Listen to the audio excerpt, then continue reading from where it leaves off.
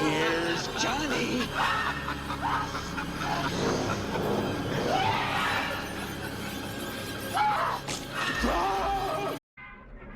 Bienvenue sur Popcorn Macabre, la chaîne où le cinéma fantastique, horrifique et gothique est roi. Aujourd'hui, on plonge dans l'univers brumeux et ensorcelant du studio Hammer. Là où Dracula, Frankenstein et la momie reprennent vie sous les traits inoubliables de Christopher Lee et Peter Cushing. Un âge d'or sanglant, sensuel et résolument culte. Les origines du studio Hammer, fondé en 1934 par William Hines, Hammer Productions tire son nom de scène de Will Hammer. Le studio se spécialise rapidement dans les films à petit budget, souvent adaptés de pièces ou de romans populaires, en collaboration avec la société de distribution Exclusive Film. Après un ralentissement durant la Seconde Guerre mondiale, Hammer revient dans les années 50 avec des thrillers et films noirs. Le tournant décisif arrive en 1955 avec The Quatermass Experiment, succès mêlant science-fiction et horreur qui marque l'entrée du studio dans le fantastique. Ce succès encourage Hammer à développer une esthétique gothique distinctive. Décors luxueux, couleurs vives et atmosphère audacieuse.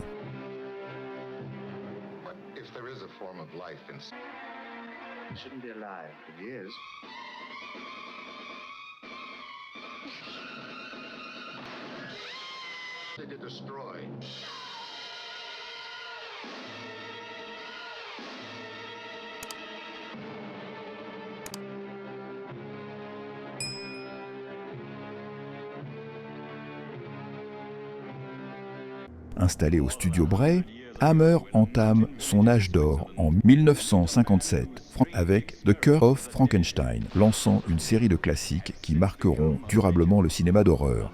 La Renaissance gothique, Dracula, Frankenstein et autres monstres. The Curse of Frankenstein. 1957, Frankenstein s'est échappé. Premier grand succès du studio, il marque le début d'une nouvelle approche du mythe de Frankenstein avec Peter Cushing dans le rôle du baron Victor Frankenstein et Christopher Lee en créature monstrueuse. Anecdote, Peter Cushing était un perfectionniste. Il s'impliquait personnellement dans la construction de ses accessoires, allant jusqu'à choisir lui-même les outils du laboratoire de Frankenstein. Le maquillage de la créature, très éloigné de celui du film de 1931, a été conçu pour éviter tout litige avec Universal. Je ne pouvais pas porter le maquillage très connu, très fameux de Boris Karloff, parce que le maquillage était la propriété de la compagnie Universal. Alors nous avons dû créer un maquillage tout à fait différent. Alors nous avons choisi un maquillage qui durait 4 heures et demie. C'était terrible. Je ne pouvais pas manger, je ne pouvais pas boire, je ne pouvais pas bouger. Parce que si je faisais des mouvements, le maquillage ça disparaissait, ça tombait, etc.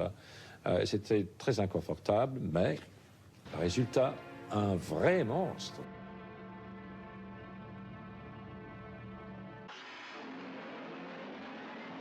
Dracula 1958, le cauchemar de Dracula. Premier film de la saga Dracula avec Christopher Lee en conte vampire et Peter Cushing en Van Helsing. L'interprétation de Lee, à la fois aristocratique et bestiale, devient iconique. Ce film apporte une sensualité et une violence inédites au mythe du vampire. Anecdote. Christopher Lee a affirmé n'avoir reçu qu'un script très réduit pour son rôle et a dû improviser certaines scènes. Sa prestation a tellement marqué qu'il est devenu synonyme du comte Dracula. Comment peut-on anéantir cet ennemi de l'humanité qui semble Anecdote visuelle. Le rouge éclatant du sang, rendu possible par le Technicolor, choqua de nombreux spectateurs à l'époque. C'était une révolution par rapport aux films d'horreur en noir et blanc. Lors de sa sortie, Dracula choque par sa sensualité et son intensité physique, inédite pour l'époque. Plusieurs scènes furent coupées par la censure britannique, notamment 2 séquences devenues légendaires. La scène du reniflement. Juste avant de mordre sa victime, Dracula approche son visage de sa gorge et la respire intensément, presque comme un prédateur. Cette proximité charnelle fut jugée trop suggestive sexuellement. La réaction trop enthousiaste de la victime. La femme semble accueillir Dracula avec extase, les yeux fermés et les lèvres entr'ouvertes, renversant l'image passive de la victime. Ce sous-entendu de plaisir féminin fut immédiatement coupé. En 2011, des bobines non censurées sont retrouvées dans les archives de la Toho au Japon. Ces scènes, longtemps considérées comme perdues, sont restaurées par le British Film Institute en 2012. Le film est alors présenté dans sa version intégrale, révélant un Dracula plus intense, sensuel et bestial, tel que Christopher Lee et Terence Fisher l'avaient initialement imaginé. The Mummy 1959, La malédiction des pharaons. Toujours avec Lee et Cushing, Hammer revisite le mythe de la momie dans une version visuellement impressionnante. Anecdote. Le costume de la momie porté par Christopher Lee était si lourd et inconfortable qu'il s'est blessé plusieurs fois sur le tournage, notamment en se coupant sur du faux verre. Le film combine plusieurs éléments des suites de la série The Mummy d'Universal, en particulier The Mummy's Hand et The Mummy's Tomb.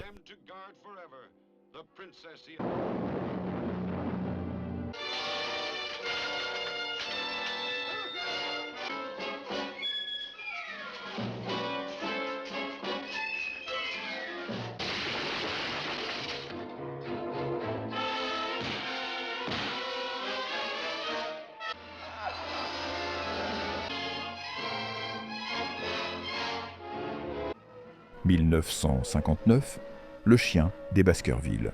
Une adaptation gothique du roman de Conan Doyle avec Peter Cushing en Sherlock Holmes et Christopher Lee en Sir Henry.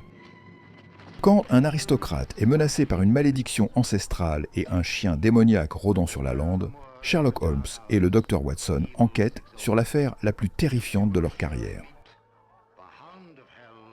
Anecdote. Ce film est la première adaptation du roman à être tourné en couleur. Cushing, grand fan de Sherlock Holmes, considérait ce rôle comme l'un de ses préférés. Ce fut la première et seule fois que Hammer adapta un roman de Sherlock Holmes avec une ambiance très sombre et horrifique.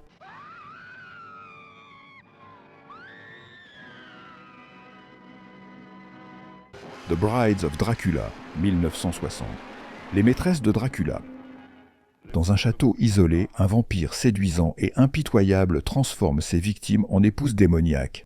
Tandis que la terreur s'étend, seul Van Helsing peut stopper cette menace au charme fatal. Bien que Christopher Lee n'y apparaisse pas, ce film prolonge l'univers vampirique de Hammer avec un récit riche en atmosphère. Anecdote.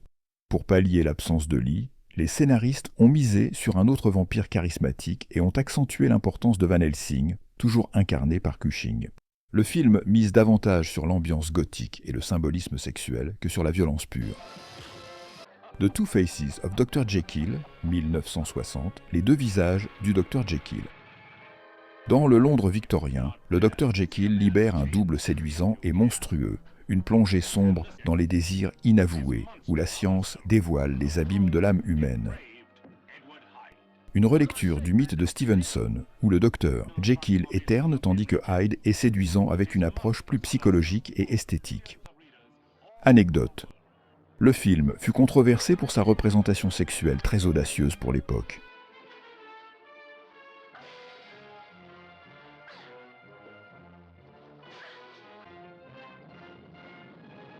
The Curse of the Werewolf, 1961, La nuit du loup-garou. Chez Hammer, l'horreur prend 1000 visages. Un homme déchiré entre science et monstruosité, un autre entre loup et humain, et des créatures nocturnes séduisantes mais fatales. Derrière chaque mythe, une tragédie humaine et une bête prête à surgir. Une des rares incursions de Hammer dans le mythe du loup-garou, avec Oliver Reed dans son premier rôle marquant. Né un soir maudit, un homme lutte contre la bête tapie en lui. Quand la lune se lève, la malédiction du loup-garou frappe sans pitié. Anecdote. Le film a failli ne jamais voir le jour à cause de la censure espagnole. Il a été relocalisé dans une Espagne fictive après l'échec d'un autre projet. Le maquillage du loup-garou fut considéré comme l'un des plus réussis de l'époque. Oliver Reed, connu pour ses excès, arrivait souvent sur le plateau après une nuit agitée. À force d'excès, il en est même mort pendant un tournage. Mais ça, je vous le raconterai dans une prochaine vidéo.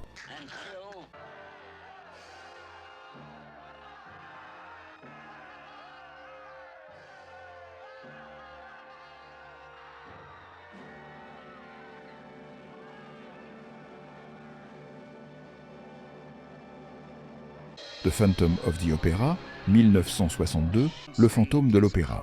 Une version revisitée du célèbre roman de Gaston Leroux avec un fantôme plus humain et tragique que monstrueux. Sous les dorures de l'opéra, un esprit tourmenté rôde dans l'ombre. Victime d'injustice, il s'accroche à son chef-d'œuvre et sème l'effroi pour que sa musique ne soit pas oubliée. Anecdote. Hammer voulait initialement que Cary Grant joue le rôle principal, mais l'acteur déclina poliment. Herbert Lom endossa finalement le masque du fantôme. Le film fut un échec commercial à sa sortie, mais il est aujourd'hui réévalué pour sa mise en scène théâtrale et émotive. Ces films marquent le cœur de la production Hammer. Ils allient atmosphère gothique, acteurs iconiques et une volonté constante d'innover visuellement malgré des budgets limités. La marque de fabrique Hammer, de grands mythes revisités avec audace, sensualité et une pointe de tragédie. Ils ouvrent également la voie à toute une génération de suites et d'imitations. L'âge d'or des années 60. Les années 1960 voient une multiplication des productions horrifiques et une consolidation du style Hammer, entre créativité débridée et exploitation des franchises. Hammer atteint son apogée. The Evil of Frankenstein, 1964, l'empreinte de Frankenstein. Troisième volet de la série Frankenstein, avec un design de créature plus proche de celui d'Universal. Le baron Frankenstein revient avec sa créature, plus monstrueuse que jamais, mais réveiller le passé a un prix, et le cauchemar ne fait que commencer. Anecdote. Pour la première fois, Hammer put collaborer officiellement avec Universal, ce qui permit d'utiliser certains éléments visuels du monstre classique.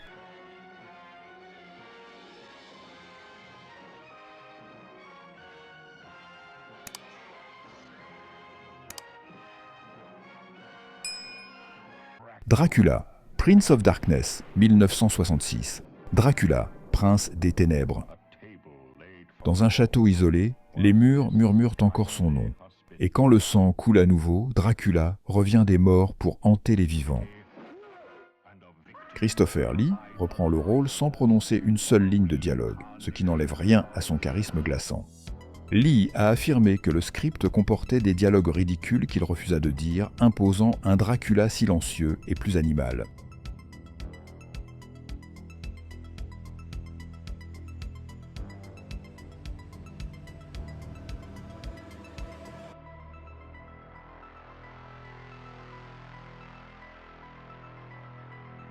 Frankenstein Created Woman, 1967.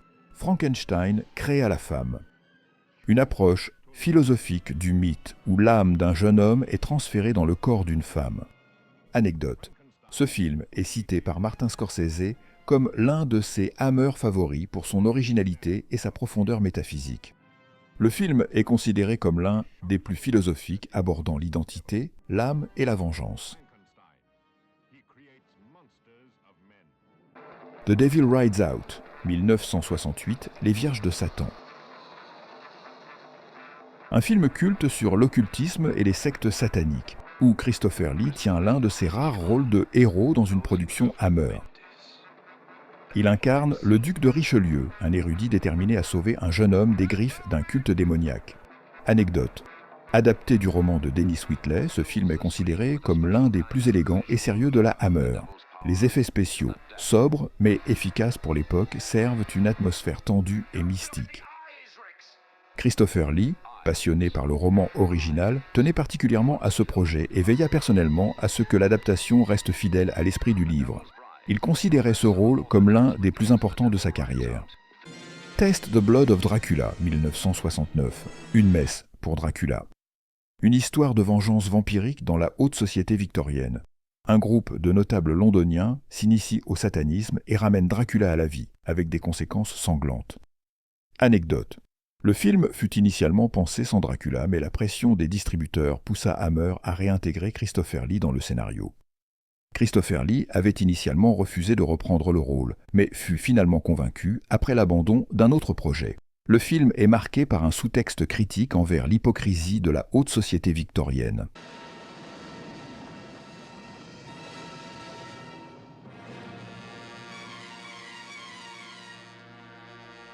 Frankenstein Must Be Destroyed, 1969.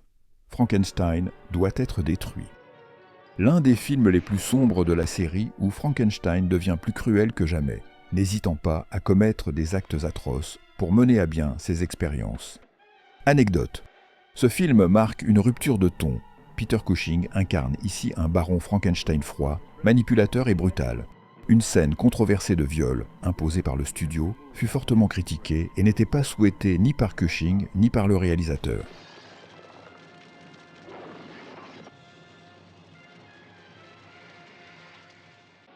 One Million Years BC, 1966. 1 million d'années avant Jésus-Christ. Hammer ne se limite pas à l'horreur gothique. Avec ce film d'aventure préhistorique, le studio tente une échappée spectaculaire et sa paix. Dans un monde sauvage peuplé de dinosaures, une tribu lutte pour survivre et une femme devient une icône éternelle. Raquel Welch y devient une icône instantanée et les créatures animées en stop-motion par Ray Harryhausen émerveillent le public. Anecdote. L'affiche du film, montrant Welch en bikini de peau, devient l'une des plus célèbres de l'histoire du cinéma jusqu'à apparaître dans Les Évadés, 1994, dans la cellule d'Andy.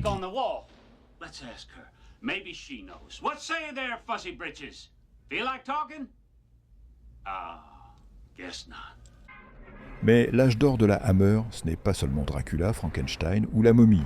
À la marge de ces sagas emblématiques, le studio explore d'autres monstres, d'autres mythes, et continue d'expérimenter parfois avec brio. Des créatures exotiques, des morts-vivants coloniaux ou des légendes antiques viennent ainsi enrichir l'univers gothique Hammer à leur manière. Rasputin de Mad Monk, 1966, Rasputin, le moine fou. Christopher Lee incarne ici une version fictive et démoniaque du célèbre moine russe. Manipulateur, charismatique et dévoré par ses pulsions, Rasputin devient une véritable force maléfique dans ce drame historique aux accents gothiques. La Hammer s'éloigne ici des créatures surnaturelles classiques pour livrer un portrait de monstre, bien humain. Anecdote. Lee, passionné par le personnage, s'investit à fond dans le rôle. Il considérait cette performance comme l'une de ses plus intenses. C'était l'un de ses rôles préférés de toute sa carrière. Certaines scènes furent censurées à la sortie pour leur violence et leur forte charge érotique.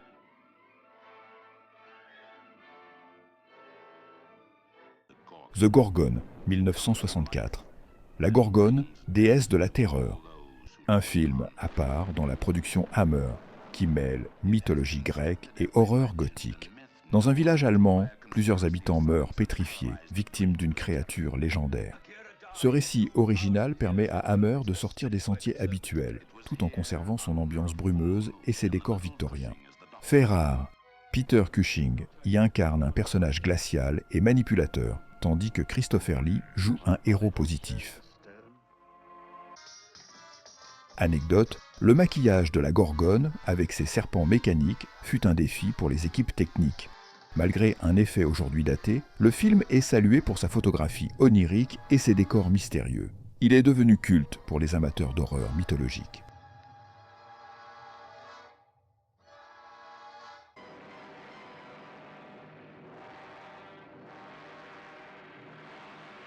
The Reptile, 1966, la femme reptile.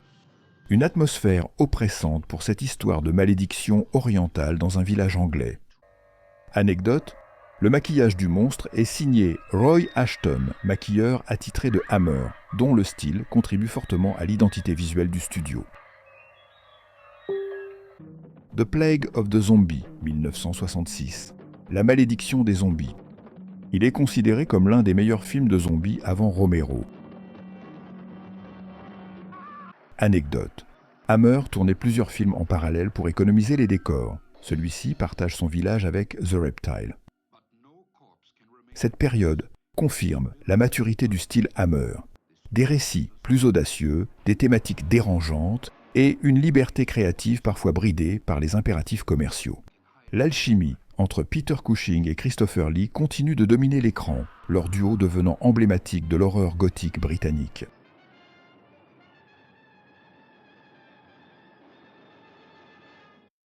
Le déclin et la fin de l'âge d'or. À partir du début des années 70, Hammer commence à perdre de sa superbe. Plusieurs facteurs expliquent ce déclin. La concurrence des nouveaux maîtres de l'horreur, des réalisateurs comme George Romero, Night of the Living Dead, 1968, William Friedkin, The Exorcist, 1973, ou Tobe Hooper, The Texas Chainsaw Massacre, 1974, propose une horreur plus moderne, brutale, ancrée dans la réalité sociale.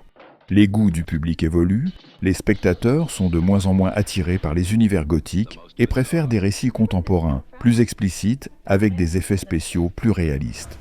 Les formules de Hammer s'essoufflent. La répétition des scénarios, le recyclage des décors et l'absence d'innovation nuisent à la réputation du studio. Malgré tout, Hammer tente de s'adapter. The Horror of Frankenstein, 1970, Le retour de Frankenstein. Une relecture semi-parodique de la série, avec un nouveau baron, Frankenstein plus jeune et cynique. Jeune, cynique et ambitieux, Victor Frankenstein reprend les expériences interdites et donne naissance à une créature encore plus monstrueuse. Anecdote. Le film adopte un ton plus ironique, presque satirique, et introduit Ralph Bates dans le rôle titre. Il divise les fans, certains appréciant son audace, d'autres regrettant l'absence de Peter Cushing. Scars of Dracula, 1970. Les cicatrices de Dracula. Dracula revient d'entre les morts, plus cruel que jamais. Son château redevient le théâtre du sang et de la terreur. Retour à une violence plus graphique, mais sans grand succès critique. Anecdote. Le film marque un tournant plus sanglant pour la saga, avec davantage de gore et de sadisme, mais Christopher Lee lui-même critiquera le scénario. L'érotisme. Dernier souffle ou chant du cygne. Dans les années 70, alors que la censure s'assouplit, Hammer s'oriente de plus en plus vers l'érotisme. Nudité féminine appuyée, héroïne sexualisée, affiches suggestives. Ce virage est particulièrement visible dans la trilogie Karnstein, The Vampire Lovers, Lust for a Vampire, Twins of Evil, mais aussi dans des films comme Dr. Jekyll and Sister Hyde ou Les sévices de Dracula. Les Vampire Lovers, 1970, Les passions des vampires. Une mystérieuse comtesse ensorcelle de jeunes femmes. Le désir devient morsure et l'amour se change en malédiction éternelle. Ce film inaugure une trilogie plus érotique avec les vampires Karnstein. Inspirée du roman Carmilla, elle propose des figures féminines plus dominantes et sensuelles. Anecdote. Ce film est l'un des premiers à proposer une représentation explicite du lesbianisme dans le cinéma d'horreur britannique. Ingrid Pitt devient une icône pour les fans du genre.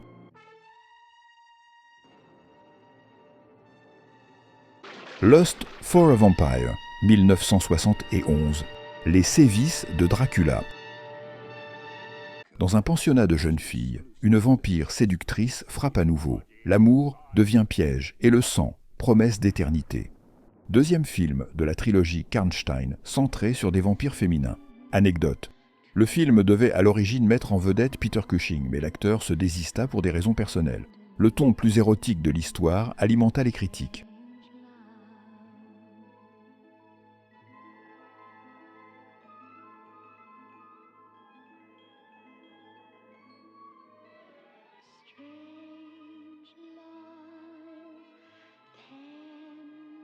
Twins of Evil, 1971, les maîtresses de Dracula. Deux sœurs jumelles, un vampire libertin, un inquisiteur fanatique. Entre le feu et le sang, le mal choisira son camp. Dernier volet de la trilogie Karnstein, mêlant fanatisme religieux et vampirisme.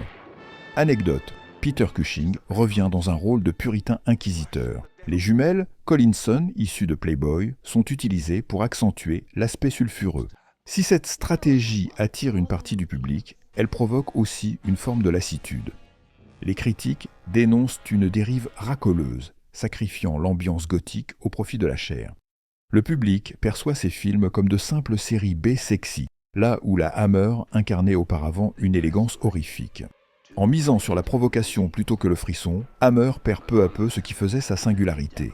Un mélange unique de romantisme noir, de décors gothiques et de monstres tragiques. Dr. Jekyll and Sister Hyde, 1971, Dr. Jekyll et Sister Hyde. Une relecture originale du mythe où la transformation du Dr. Jekyll donne naissance à une version féminine de lui-même, jouée par Martin Beswick. Anecdote, le film a été salué pour sa critique des normes de genre et sa réflexion sur la dualité sexuelle. bien avant que ces thématiques soient courantes dans le cinéma mainstream. Le film mêle les mythes de Jekyll Hyde et Jack l'Éventreur. Dracula AD 1972, en VF, Dracula 73. Dans le Londres des années 70, Dracula revient à la vie au cœur de la culture pop, et le sang coule sous les néons. Anecdote. Ce film visait à moderniser la franchise, mais la greffe entre Dracula et la culture pop londonienne des années 70 n'a pas totalement pris auprès du public. The Satanic Rites of Dracula, 1973. Dracula vit toujours à Londres. Dracula dirige une secte satanique en plein Londres moderne. Van Helsing doit l'arrêter avant que le mal n'engloutisse le monde. Dernière apparition de Christopher Lee dans le rôle de Dracula pour Hammer. Anecdote. Lee n'était pas enthousiaste à l'idée de reprendre le rôle, trouvant le scénario confus. Il accepte uniquement par fidélité contractuelle. Captain Kronos, Vampire Hunter, 1974. Capitaine Kronos, tueur de vampires. Tentative de renouveau du studio, ce film mélange les genres avec audace. Une esthétique gothique, des combats à l'épée dignes d'un film de cape et d'épée, et une ambiance presque western dans la manière de présenter son héros solitaire et charismatique. Plus orienté action-aventure que les classiques Hammer, il propose un Vampire Hunter très en avance sur son temps. Anecdote. Pensé comme le premier épisode d'une série, le film n'a jamais eu de suite à cause de son échec commercial. Mais avec le temps, Captain Kronos est devenu culte, souvent cité comme un croisement improbable entre Zorro, Van Helsing et Sergio Leone. Malgré quelques bonnes idées, ces films peinent à se renouveler et souffrent d'un manque de moyens.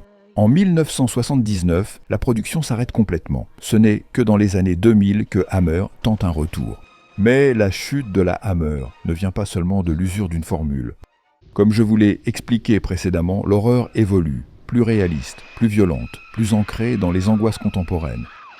Des films comme Psychose d'Alfred Hitchcock, La nuit des morts vivants de Romero, L'Exorciste, Massacre à la tronçonneuse et Les dents de la mère de Spielberg imposent une nouvelle grammaire de la peur, moderne, brutale, implacable. Héritage et influence culturelle. Même après l'arrêt de ces productions dans les années 80, l'empreinte du studio Hammer sur la culture populaire reste profonde. Plusieurs générations de cinéastes, d'acteurs et de créateurs ont rendu hommage à cet univers unique. Elvira, Mistress of the Dark, Elvira, Maîtresse des Ténèbres. 1988. Personnage culte, incarné par Cassandra Peterson, Elvira est à la fois une parodie et une déclaration d'amour aux films gothiques de série B, dont ceux de la Hammer. Son look, sa sensualité et son humour noir sont un clin d'œil direct aux héroïnes de Hammer comme Ingrid Pitt ou Caroline Munro. Anecdote. Elvira a déclaré dans plusieurs interviews avoir été influencée par les films Hammer, qu'elle regardait à la télévision dans sa jeunesse. Son émission Movie Macabre diffusait d'ailleurs certains films du catalogue Hammer. Fright Night, Vampire, vous avez dit Vampire, 1985.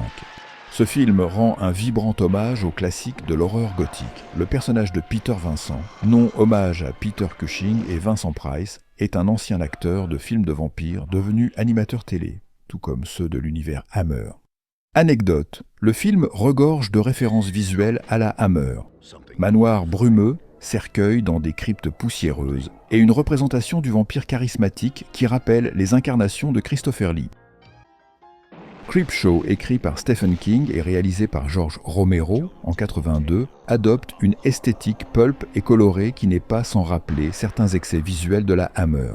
Anecdote, King a avoué son admiration pour les films Hammer, et Creepshow en partage l'amour du macabre théâtral, des maquillages exagérés et des récits fantastiques à chute. Les réalisateurs comme Tim Burton, Sleepy Hollow, Dark Shadows, se revendiquent clairement de l'influence Hammer. Les décors gothiques, la lumière stylisée et l'approche mélancolique du monstre sont autant d'éléments hérités du studio britannique. Anecdote, Christopher Lee apparaît dans plusieurs films de Burton comme un hommage vivant à l'héritage Hammer. Burton a souvent qualifié Hammer de terrain de jeu de ses rêves d'enfant. Guillermo del Toro a souvent cité Hammer comme une influence majeure sur son travail, notamment pour Crimson Peak, 2015. Doctor Who et les séries britanniques, l'univers Hammer a aussi irrigué la télévision britannique. Certaines histoires et décors de Doctor Who, notamment durant l'ère du 4e Docteur, incarné par Tom Baker dans les années 70, s'inspirent clairement de l'esthétique gothique et horrifique des films Hammer. Cette influence se retrouve dans les ambiances lugubres, les châteaux menaçants et les créatures surnaturelles qui peuplent plusieurs épisodes. Dans les années 2010, Hammer tente un retour avec des films comme Let Me In, 2010, remake du film suédois Morse, et The Woman in Black, La Dame en Noir, 2012, avec Daniel Radcliffe. Ces œuvres renouent avec l'horreur gothique, l'atmosphère oppressante et une esthétique soignée, rappelant l'esprit originel de Hammer, tout en le modernisant pour un nouveau public. Anecdote, The Woman in Black a été un succès critique et commercial, considéré comme un digne héritier de l'atmosphère gothique Hammer. La série Penny Dreadful, de 2014 à 2016, évoque aussi cet héritage, en mélangeant les monstres classiques et une esthétique victorienne sombre, rappelant les classiques du studio. La saga Blade reprend l'idée du vampire aristocratique mais violent, popularisé par Christopher Lee. Le Rocky Horror Picture Show 1975 parodie et rend hommage au film gothique et kitsch de la Hammer. La Hammer, ce n'était pas qu'un studio, c'était une atmosphère, une signature, un frisson stylisé. Elle a donné au cinéma de genre ses lettres de noblesse gothique, des récits mythiques, une sensualité assumée, des monstres devenus icônes. Elle a fait de la peur un art visuel, théâtral et viscéral. Et même si ses murs se sont tus, son écho résonne encore dans les salles obscures et sur les écrans modernes. Des clins d'œil chez Tim Burton, des vampires à la Elvira, des cauchemars signés Guillermo del Toro. L'héritage Hammer est partout. Il vit, il mord et il inspire. Dites-moi en commentaire quel est votre film Hammer préféré et pourquoi. J'ai hâte de vous lire. Merci d'avoir exploré cet univers avec moi sur Popcorn Macabre. Si cette vidéo vous a plu, laissez-moi un like. Partagez vos avis ou vos films préférés dans les commentaires. Et surtout, abonnez-vous pour ne rien rater des prochains voyages cinématographiques. À bientôt pour de nouvelles plongées dans les ténèbres et l'imaginaire. Rendez-vous prochainement pour une autre vidéo.